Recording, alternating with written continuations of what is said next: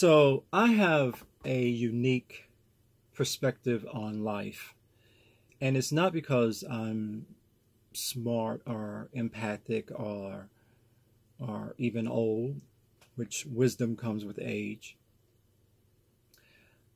I think it's because I really do desire to connect to people. I desire to connect to people who are strong and focused and filled with vision.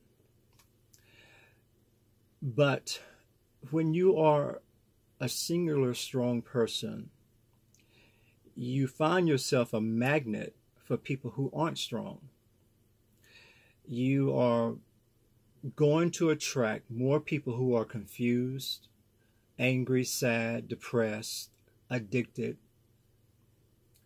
because weakness is attracted to strength. They do desire to have what you have, but they're crippled in understanding how to get to what they consider your strength is. Because they always want to look at the end product first and try to achieve that. But they weren't there for me, with me, when I was moving from my lowest vibration to the one that they perceive now as high. We all start out not understanding. We all start out doubting. We all start out being afraid of our own shadows. And the sad part of admiring people who are strong is that you think they've always been strong, and that's just not the case. They really haven't. But you didn't see their journey. So when you want to emulate them, you want to emulate them as who they are today. The same thing goes for wealth. We all want to be rich, but the process of holding on to money eludes most people. You can make a lot of money. If you look back over your Social Security forms in this country, America, or whatever enumeration they keep for you in other countries, you will discover that you've made a lot of money in your lifetime already, and yet you have nothing in your savings.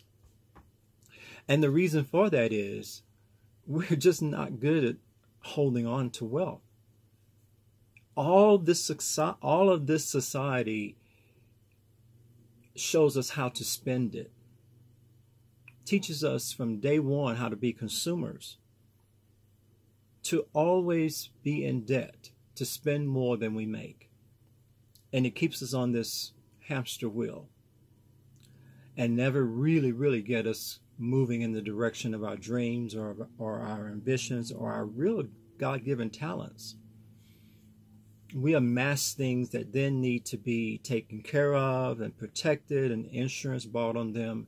And the cycle gets deeper and deeper so that you're so distracted from that tiny voice that's inside of you, that calling that's inside of you, which is what I think hell on earth is all about. It's about you not fulfilling your potential and you being so anesthetized to not fulfilling it that you think what you're doing is normal. So you go and you amass people around you who are weaker than you, so you can feel better about yourself and you can say, well, at least I'm not them. At least I'm not that anymore. When I was first going to AA, they had these new meetings for beginners, and they always talk about keeping it green. And the old timers, the ones with a lot of time, enjoyed going to those meetings because they wanted to remember, what it was like the day before they decided to get sober. Because the longer you stay sober, you can forget about it.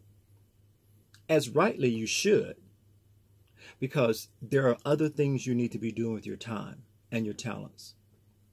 And keeping it green can also keep you stuck in a way that you don't think you are being a disservice to yourself. You think you're helping someone else.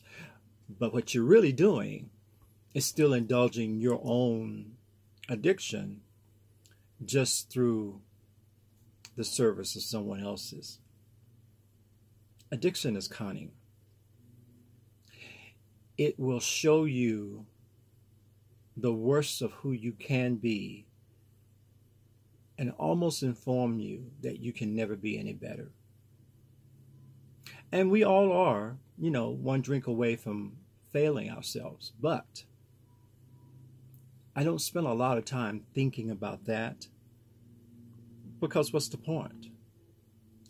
I spend most of my time trying to empower others to understand that we collectively can move mountains, but most of us never connect to anyone else with that intention.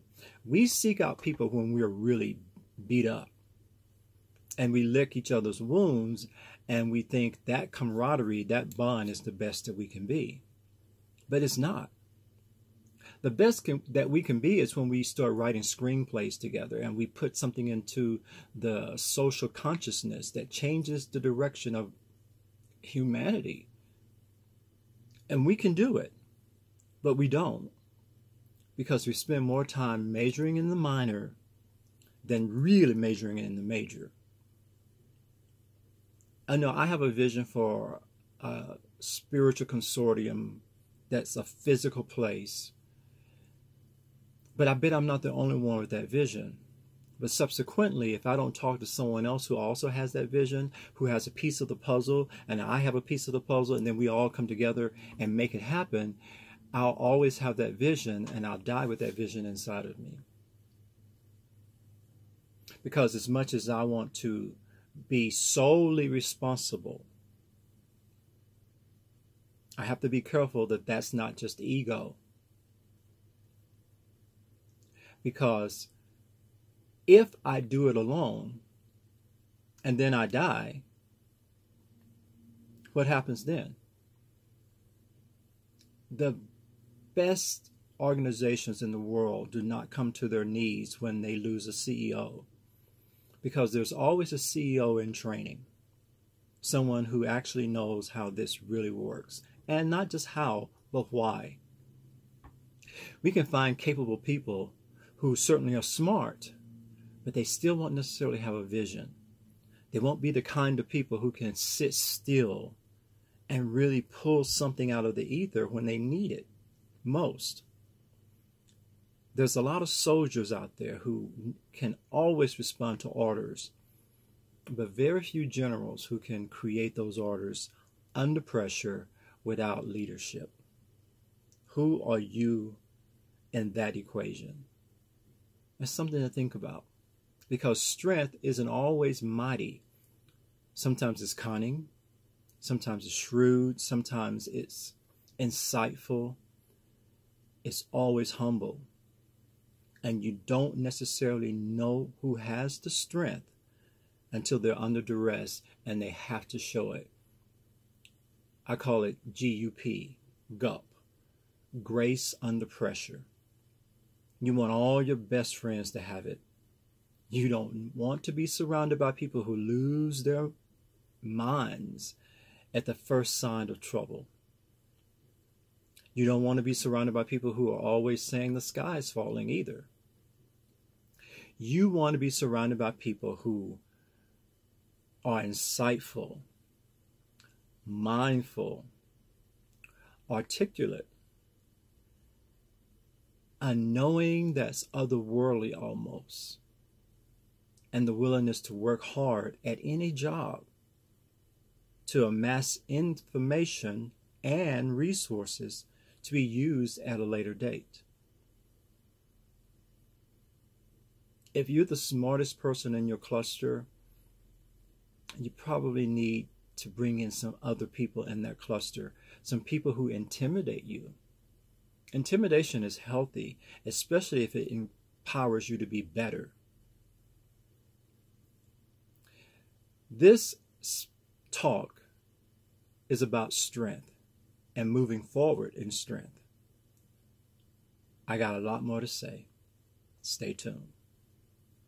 Peace.